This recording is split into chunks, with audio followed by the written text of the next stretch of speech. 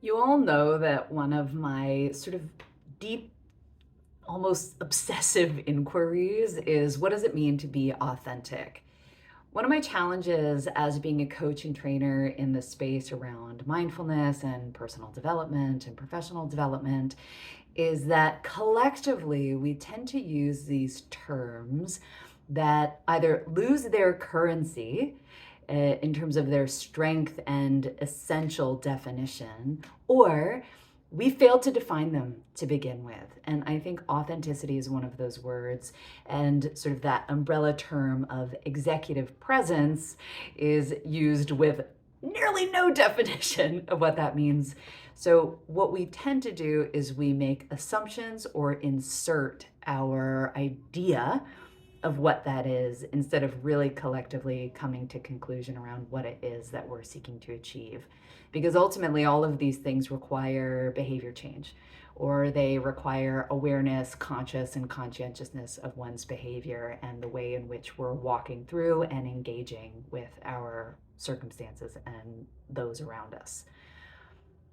So, when we think about authenticity and showing up as ourselves, a real easy way, because sometimes we can think, oh, I'm so self aware, or like, am I doing it? Like, am I doing authenticity?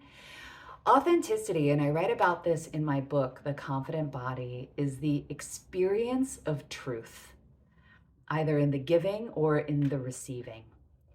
So, when we talk about executive presence and experiencing that from someone in a leadership or position of status, um, what we're really identifying there is that we perceive truth from them. We perceive truth, and as an extension, we offer trust. So that's what executive presence really allows. And authenticity is at the helm of that because that is the expression of truth. What do we mean by truth? Truth is not a philosophical, verbal expression of an ideology or point of view. Truth, in the way we talk about it as it relates to behavior, is a connection to a deep, essential, and intuitive certainty. In my book, I write about it as the spark of yes. That moment when deep from within, we feel that, like, yes, it just clarifies for you. That is your authentic voice. What tends to happen is that we have that moment of yes, and then we override it with overthinking, with self criticism, with judgment, with speculation, with kind of this second guessing of, is this what other people want to hear? And as a result, dismiss what is genuinely true for us.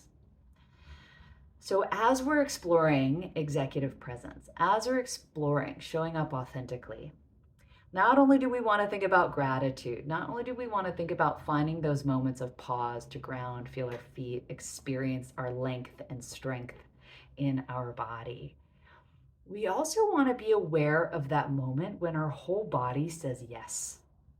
And we know those moments. We know them when they come, and we know when we dismiss them. It's that residue of incompletion when we don't respond fully to the yes and don't express the yes with absolute commitment. So, in addition to finding that level of groundedness, in addition to expressing gratitude morning and night, I want you to start identifying the moments when your body is wanting to participate in life. And we feel it. We feel that whole energetic sense of desire. Start zooming into those moments and start relishing them. Even if that's, I want to say something in a conversation, or I have an opinion I want to share, or man, I got a crush on that person, or they should have said that to me, or setting boundaries, or whatever it is. In those moments when our body wants to say yes, when it wants to speak truth, when it wants to engender trust, our body will be there. Our brains may try to dismiss, deny, or distort, but our bodies will be there. So rather than relying on the head to dictate your circumstances and identify and contextualize how you move through this world, grant more knowledge and wisdom to your body. This sounds a little woo-woo. And I'm also wearing braids and I'm about to go to yoga. So I get where you might be a little skeptical here, but you know what I'm talking about. It's not woo-woo. Like you know exactly the experience. So why not try to lean into it? Why not try to cultivate that as its own practice? Because it will be the thing that gets you to where you want to go. You cannot go there if you're not speaking truthfully or receiving other people's truth. And you cannot get there by extension without the trust that is a result of that truth telling. So there you go. Understand the awareness of the full body yes. Know when you're speaking that sense of clarity and certainty that is your truth, and show up and express it unapologetically. Build that into practice. Let me know how it goes.